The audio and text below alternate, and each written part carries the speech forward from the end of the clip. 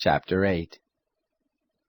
All the commandment which I command you this day shall you observe to do, that you may live, and multiply, and go in and possess the land which the Lord swore to your fathers.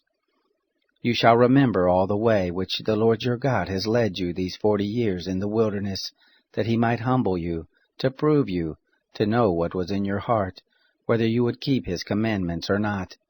He humbled you, and allowed you to hunger, and fed you with manna which you didn't know, neither did your fathers know, that he might make you know that man does not live by bread only, but by everything that proceeds out of the mouth of the Lord does man live. Your clothing did not grow old on you, neither did your foot swell these 40 years. You shall consider in your heart that as a man chastens his son, so the Lord your God chastens you. You shall keep the commandments of the Lord your God, to walk in his ways, and to fear him. For the Lord your God brings you into a good land, a land of brooks of water, of springs, and springs flowing forth in valleys and hills, a land of wheat and barley, and vines and fig trees and pomegranates, a land of olive trees and honey,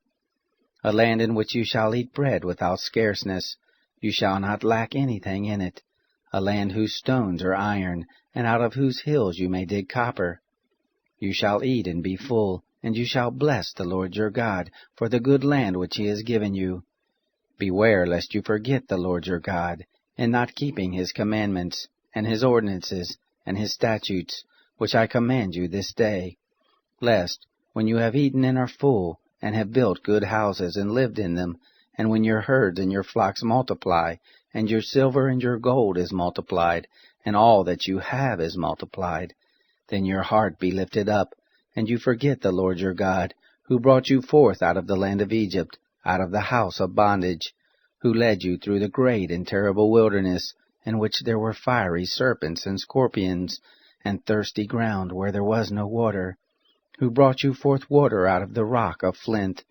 who fed you in the wilderness with manna, which your fathers didn't know, that he might humble you, and that he might prove you, to do you good at your latter end.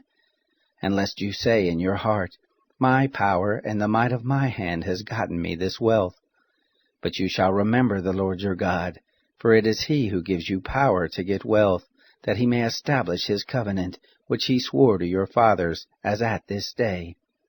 It shall be, if you shall forget the Lord your God, and walk after other gods, and serve them, and worship them,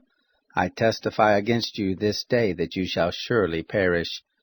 As the nations that the Lord makes to perish before you, so shall you perish, because you wouldn't listen to the voice of the Lord your God.